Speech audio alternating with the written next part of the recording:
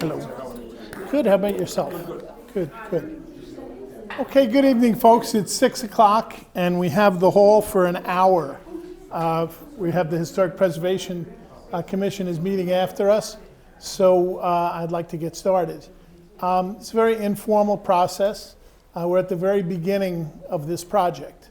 It involves a possible, I use the word possible, acquisition of a parcel of land that's become available for sale for use for preservation of open space and of recreation purposes.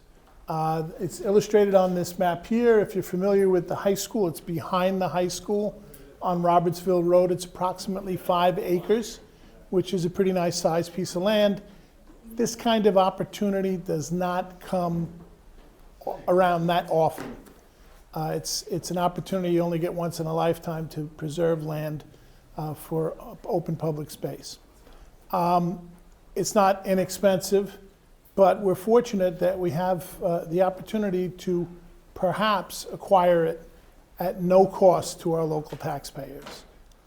We have some pretty good grant writers, and there are funds available both through the State of New Jersey Green Acres program and through the Monmouth County Open Space program that would help us fund the acquisition of this parcel of land. Right now, some of you may have seen that it's offered for sale by a real estate broker. He's suggesting that the parcel could be subdivided and developed into 11 to 15 single-family homes, okay? If you can imagine that parcel of land being cut up and popping that kind of homes on there, that's the kind of density that's a little bit heavy for the borough. And it's not something that's currently permitted by our regulations. So I don't know where they got the idea that that could happen, but we're trying to head them off at the pass and acquire this for public purposes. On cue, here comes our mayor. If Mayor, you'd like to say hello to everybody, Mayor Kane. Hello, everybody. Good. Yeah, we also have with us Councilwoman Sharon Schutzer, Councilman Jeff Friedman, Councilwoman Annette Jordan, and Councilwoman Margaret Rogers, as well as Adam Reich, who's sitting in his chair waiting for the Historic Preservation meeting to begin. We're also pleased to welcome former Mayor Nolan Higgins and Borough Historian and former Council Member Kevin Coyne, who are both here this evening. There are 2 aspects of this that we'd like to talk about tonight in a presentation form. One is to talk about the historical venue that's involved with this piece of land that has a relationship to the earliest part of our country, as well as the process that we have to go through to apply for the Green Acres funding. Just as a matter of housekeeping, we have sign-in sheets circulating. If you could sign in, that way we can keep in touch with you with regard to what the status of the project is. So to begin with, I'd like to turn this over to Kevin Coyne, who's going to talk to us about what happened and when on this piece of property. And Nolan, too. Oh, great. Okay, Mayor Higgins is going to speak as well. Here's He has a louder voice. microphone. That's great. All right. Thank you, thank you. So I want to tell you how this came about. Actually, Nolan will tell you how this came about. You want to say how this came about? So this property, first of all, there's one house on it, and it's 5 acres. It's the last piece of a farm. That whole area, Mead, Shavira, that was all a farm until the 1950s, late 1940s. And that piece belonged to the Shimley family. yeah, they were part of. There was this really interesting Russian Baptist community in Freehold. They lived out along on Waterworks Road, the Shibanoff Road. That's part of that. So this woman, she was part of that, right? Yes. And she was 98 years old, and she died, and she had 3 children, one of whom called Nolan. Well, one of the children called and said, this child had an interest in the property being preserved, and asked if I knew if Freehold Borough would be interested in preserving this property. So I said, I don't really know. I'm not in the office any longer, but I will ask the question. So my first contact was actually to the Friends of Monmouth Battlefield, which is a support organization that supports activities at the Battle of Monmouth Parkland. A very active group, very dedicated to the preservation of Battle of Monmouth history. So I called the person I know there. That call led to a call to the state parks group to see if they would be interested. That led to a call. I got a call back from the American Battlefield Trust group. So this is what they do. They preserve pieces of battlefields and existing battlefields and try to stop development on these sites and preserve battlefields. They said they would be definitely interested in this project. So with that, it kind of, from that point, it kind of went over to the borough, right, Steve? I think That's I'm correct, getting it. yes. And the borough has taken it to this point. So that's how the initial contact kind of went, just through an acquaintance that I have and the friendship I have with the former township. And he called me because for the last couple of years, we've been in the process, we have money, not costing any taxpayer money at all. We're putting up historic signs in the borough related to the Battle of Monmouth. Because the illusion that the state park creates is that that's where the battle took place.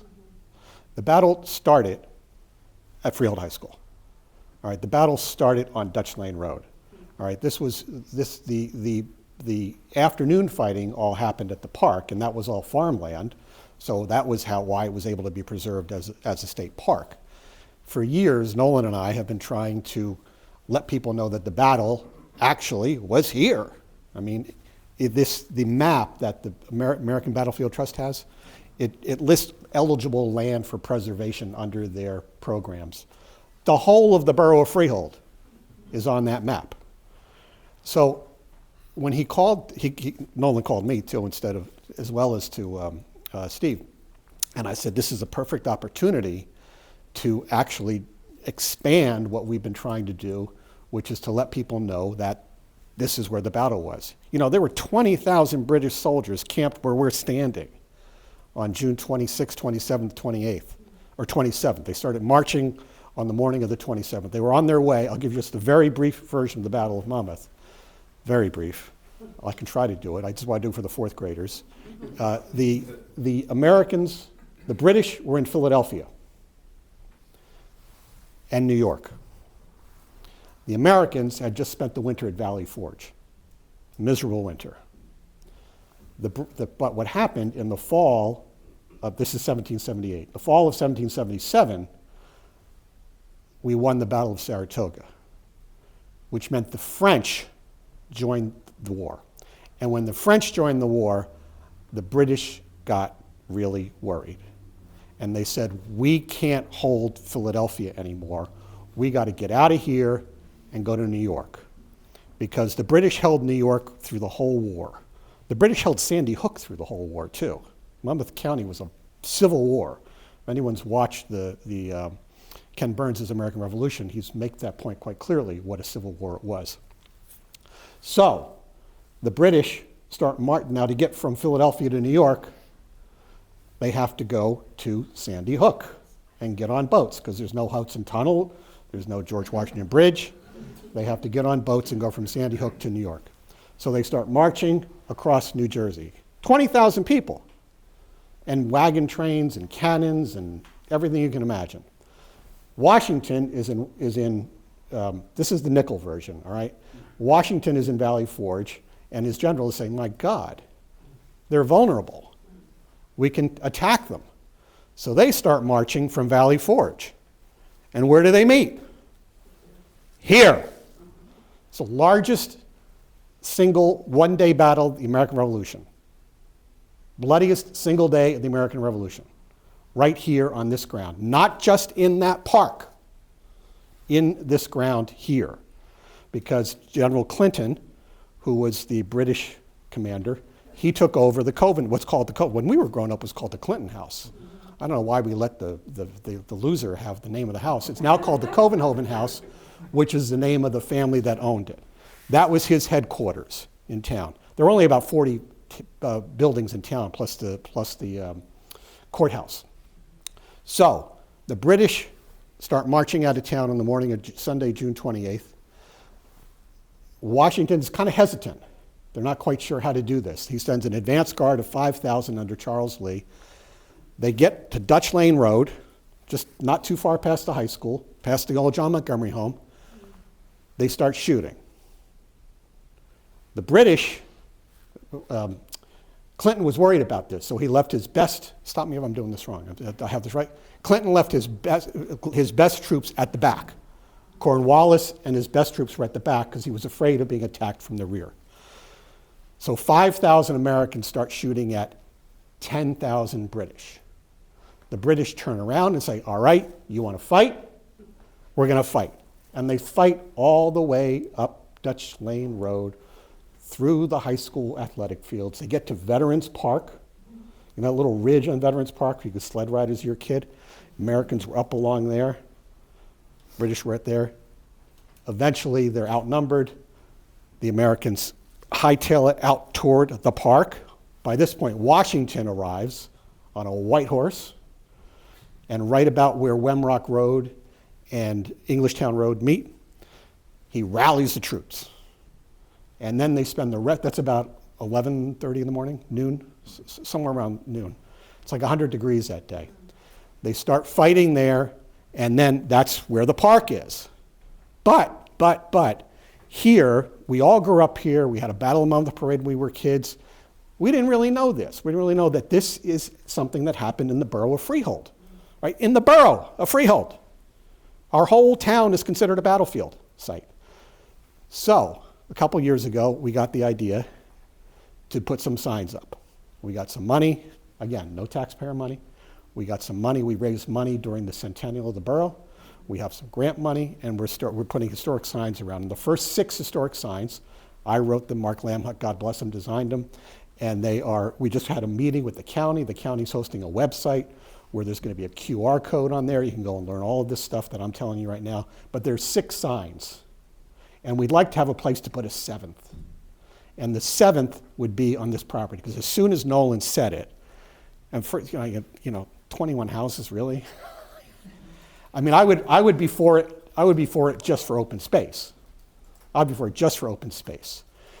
Ideally, what I would like is the state park to kind of use it as an annex, as a way to tell the story of the beginning of the battle on the land where the battle actually started. So my vote for this is that this is a no-brainer. You know, we're not going to cost any money. We're going to get this grant money, and we're going to get the state park. State park is all well on board on this, and they can put up some signs there, a passive park, historic interpretation. And then that would work, because the other 6 signs, one is going to go right in the hall, in front of the Hall of Records, one is at St. Peter's Church, one is at the high school where it starts, one is the Hall of Records. No, I said Hall of Records. No, the monument. Battle Mountain Monument, and Veterans Park. Veterans Park, those are and Covenhoven House. Yeah, that's it. All right, so that's what I have to say. So, and I don't work for the, town historian, by the way, is a totally volunteer position. None of your taxpayer dollars have ever gone anywhere near me, all right? So I'll turn it over to the real officials, and Nolan, you want to go? Well, this is a 5-acre piece. This is a legitimate piece of American history. This isn't We're not stretching here. We're not stretching. Yeah. People in town don't really know, and I didn't know until we really got deeply Yeah. into this, the significance of Veterans Park. Veterans Park is a critical part of the Battle of Monmouth, which nobody really knows. And hopefully, with this piece of property, that it could be interpreted. I'm with Kevin. I come at this as a history buff, and I'd like to see this, if it's possible to do this, that this be interpreted as a historic site. I'm not really interested in splash things and all the other stuff. This, to me, this is a piece of history. This is where the Battle of Monmouth, this is where the Americans attacked the British on the morning of the Battle of Monmouth. And it would be, we're not going to see 5 acres of this property ever again. It's just not there. This just happened to kind of fall in our lap. So I hope that this will work out, that it'll be interpreted as a historic site, a passive historic site, with perhaps, perhaps some memorialization of the Shimley family who maintained, operated. Kept it open for all those years. Yeah, kept Right, it open all yeah. those years, and, really made this possible tonight that we could even talk about getting a piece of property like this, and really preserve a piece of American history and a piece of Freehold history. This is, I say at the Kevin all the time, this is a legitimate piece of history. It's not an odd lot somewhere that we're trying to get. So I hope it works. I hope it's properly interpreted if it does happen. And I think it's something that the borough should proceed ahead. Thanks, appreciate it.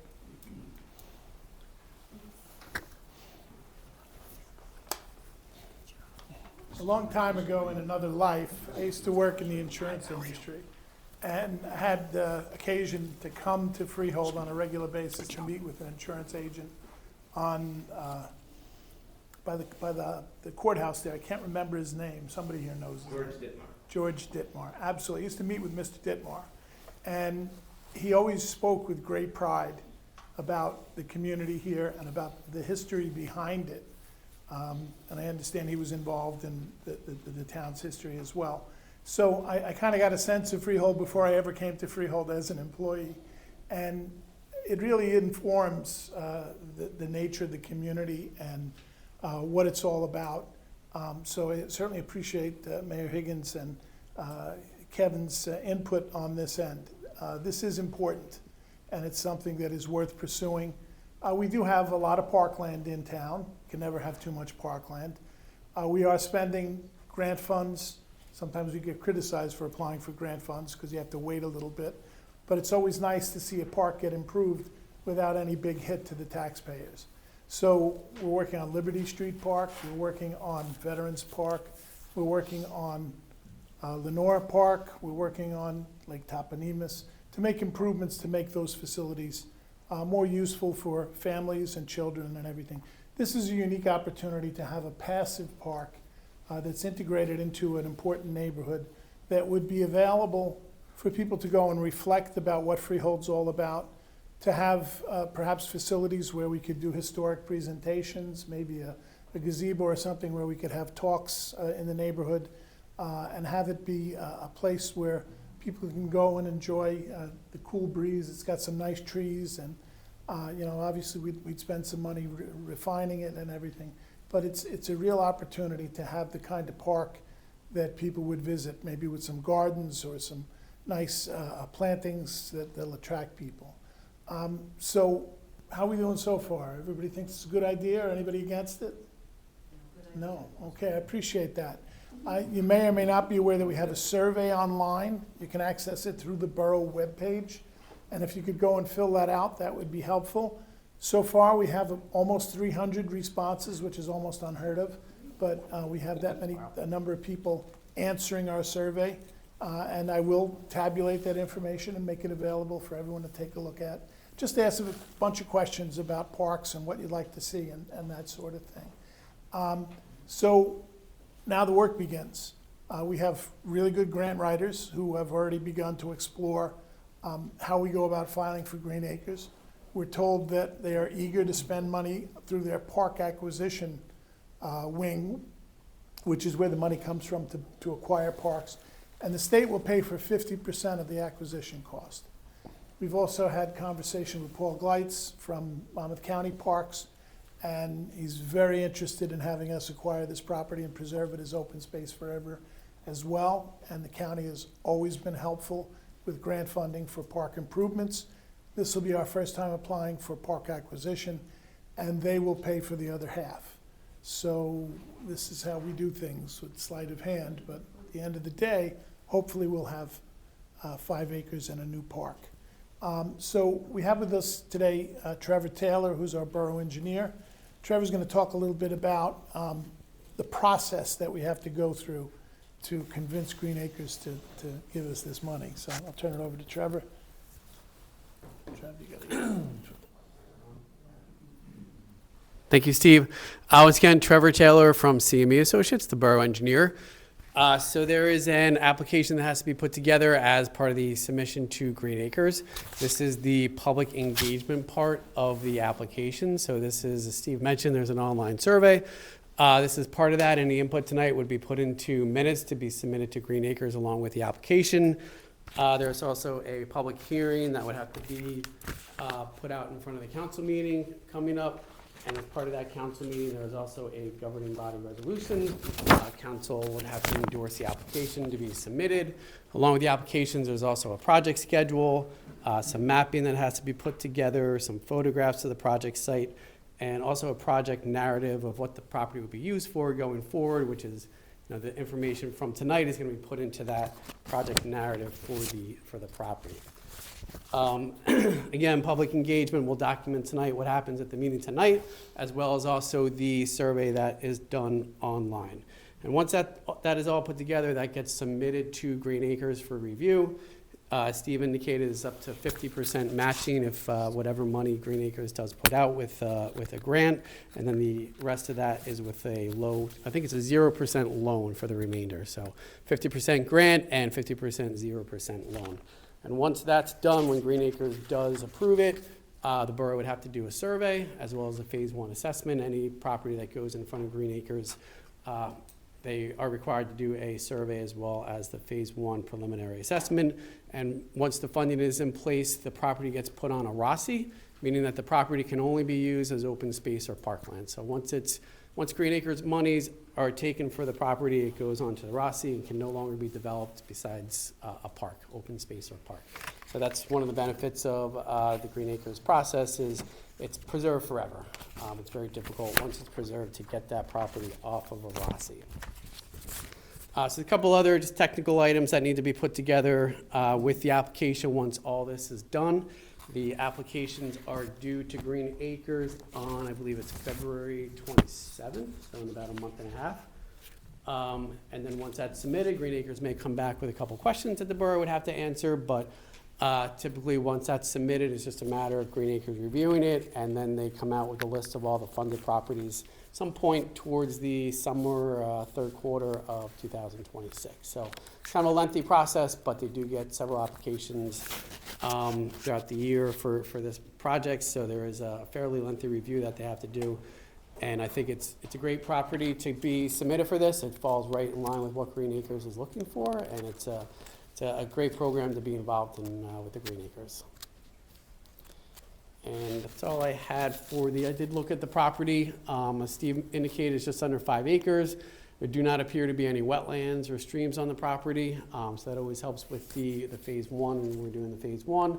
There are a couple trees. It looks like the back part, I guess it's the northwestern part of the property is open. It's like that used to be the farm's part of the property. And there is the one single-family house with a garage behind the single-family house on the property. Does anybody have any questions? Trevor might be able to answer. Might be a question for you. Okay.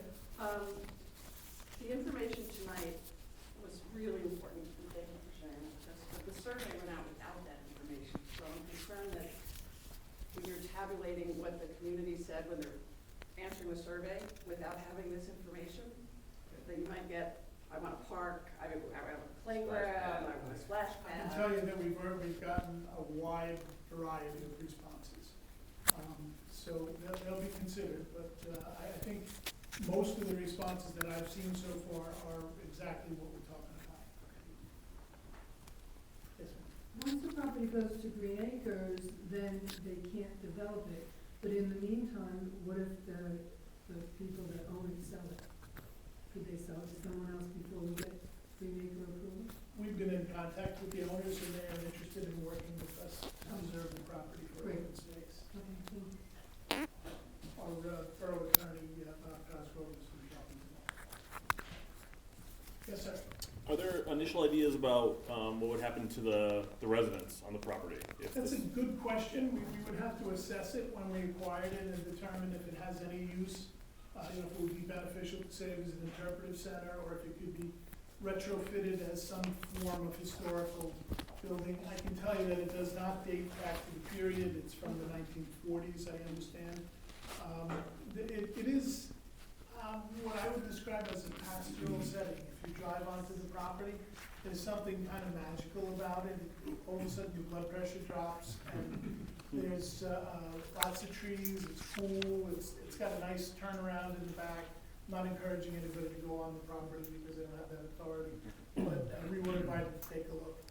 There is the main house, there's garage, there's what looks to be a chicken coop or something.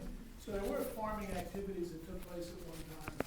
I can tell you that we've spoken with the two siblings who are in an ownership position. They're just very, very nice people.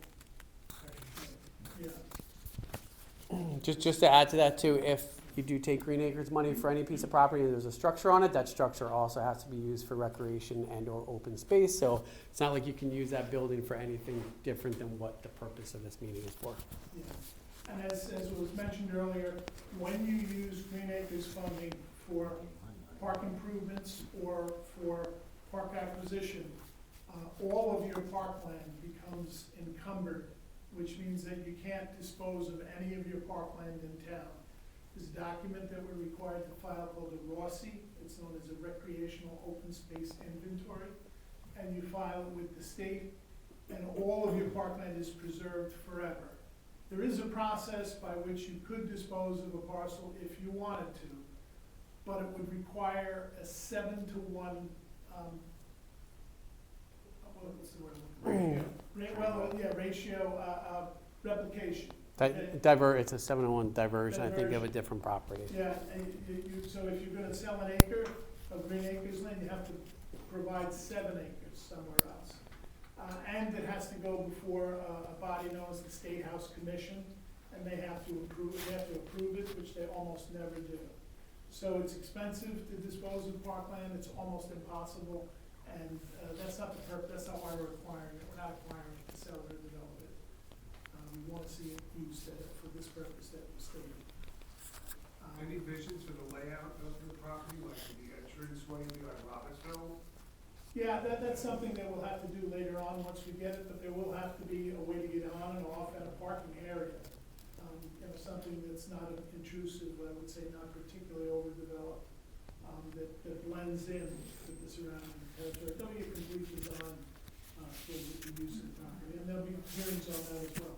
They wouldn't interrupt Douglas Road and have that go? I don't envision that. There may be an opportunity to enter through Douglas Road if you're walking, but I don't think that you're gonna have a drive-through here. The problem with that is people would start cutting through. And parking on Douglas. Yeah, correct. Correct. Anybody else? Yes, ma'am. I live right on Douglas Road at the end of Okay. the parcel. Those trees Yeah. That line the property line. that line Yeah, it's that is interesting. such a nuisance. They're a nuisance, okay. No, they're dangerous. Really? Actually during storms, Right. I have slipped downstairs because I was afraid of trees that are like closer than here to there with my home. And they're old, they've been there, I've been there 50 years, Right. and the trees were very mature when I moved there, Sure. so. People don't understand sometimes that trees have a useful life, and then at some point they become dangerous. We're very fortunate that we have an arborist that we have a contract with, a fellow named Bill Brash, who handles all of our tree issues, and he's licensed and certified. If a tree on borough property is determined to be dangerous, it comes down. We would certainly look at that. Oh, Anybody else have any questions or anything? Yes, sir. The backyard is our backyard. Okay. We're on Mead. Okay, So my backyard literally looks right into Andrew's property. okay. I know Andrew, from living there the past 10 years on Mead Avenue. So, I mean, it's just a matter, and the young lady's very, correct with the trees and the swing and things of that nature. And then, of course, the access and, of course, the parking. Because as folks that live on Douglas know, there's maybe anywhere from 10 to 20 cars, and these are people that live on that street. Okay. That have families of 3, 4 people that drive, that park on Douglas Road. And we have the same thing on Mead, where we have 10 to 12 to 15 cars lining the street at night. Sure. Not also including the 9 months of the Borough High School of students that park up and down Robertsville, pick a, and don't get me wrong, the football team may not be that good. But, you know, but on any particular Saturday, you have the buses, the parking on Robertsville Road and things of that nature. I know there was talks, because I've spoken with Andrew somewhere down the road, of a bus parking lot. Potentially, it was made mention. Sure, I know they were he was against it, yeah. I believe, or his sister was against it. But, I mean, if it's gonna be a park to where it's gonna be preserved and things of that nature, because with any park, field, what have you, granted this currently, and I might be mistaken, I'm sorry, I grew up with the track. There's no lights, Mhm. so due to the fact that the property backs up right to the thing, if, you know, would there be any type of, like, if you put fields or something along those lines, softball fields, you know what I'm saying? Yeah. Or if it's preserved historically, we won't see that. Right, But if it's for other uses, you know, and you decide to go Sure. lighting, I mean, I don't believe Topanitas has lights, I don't believe, that's correct. you know, the walking, I forget the name of the other park, it's on Providence on the left-hand side. Veterans Park, Yes, Yeah. Veterans Park, where it has the walking trails sure. and things of that nature, there's no lights there either. They do have lights, yeah. Okay. But there's a lot to unpack there. There was rumor of the school system acquiring the property for a bus maintenance facility. My understanding is they're not going forward with that. We would have no intention of putting ball fields here. The discussion that we've had and the indicators are preliminary from the survey indicate that a passive park is something that the community would like to see.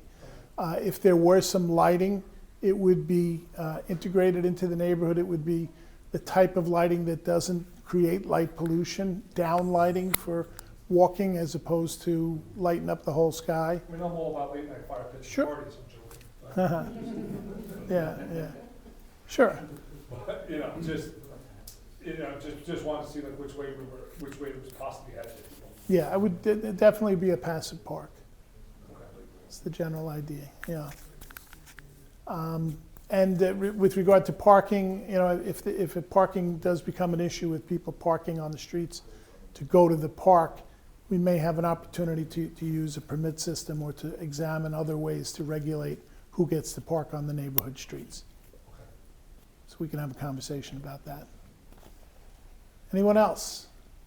I certainly appreciate your coming out. I know the mayor does, as well as the council members who are here. Our two favorite historians appreciate the support. And we're going to start this application. Actually, as Trevor read through, we know the deadline of February 27th. The public hearing will be at the council meeting of February 20th.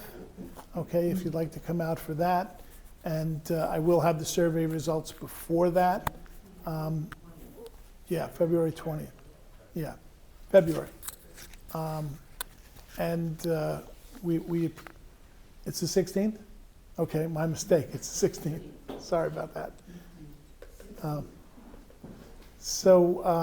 Yeah, we appreciate the support.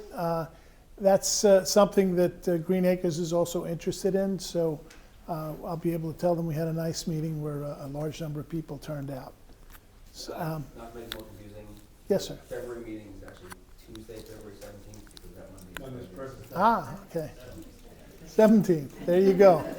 Anybody for the 18th? We promise that it'll have big numbers on the flyer about which date it is. Just Sure.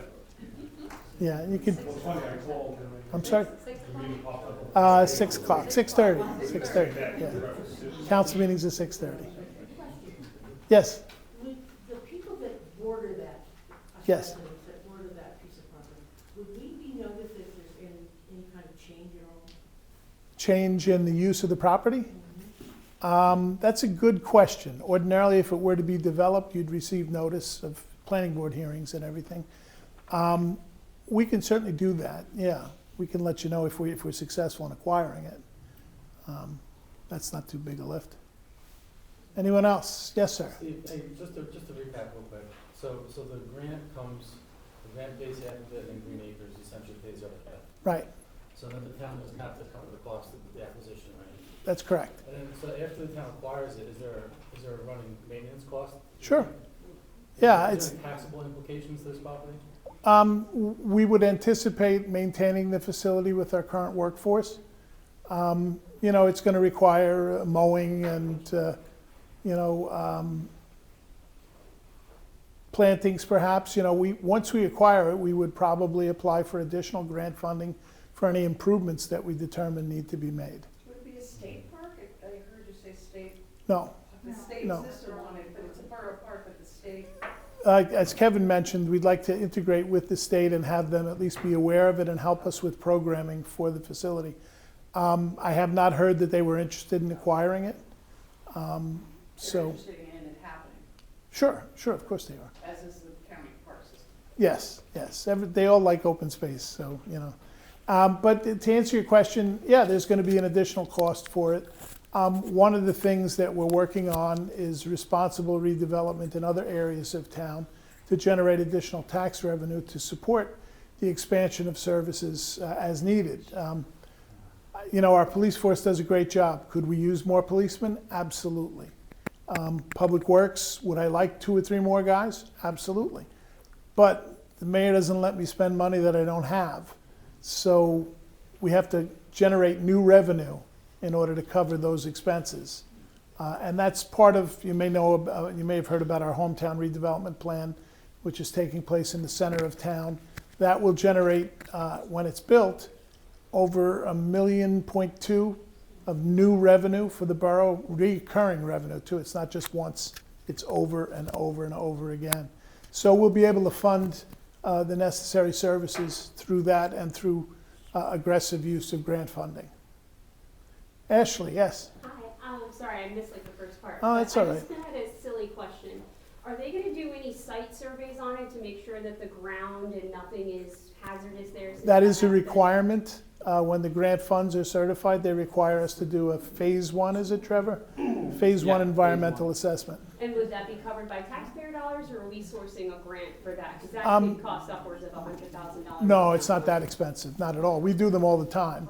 The phase 1 environmental assessment is probably in the $2,000 to $5,000 range. And the cost of that can be put into the application, so the Green Acres funding would fund the cost of it. Yeah. If you find something, that's a different story. But identifying it is not particularly expensive. So, but if we identify it, right? Yep. In order to maintain the grant, Yeah, right, since we agree on a contract to obtain this property. sure. We apply for the grant, but then we have to do the site remediation. There's Or no we get it remediation. tested, let's say there's Yeah. something wrong.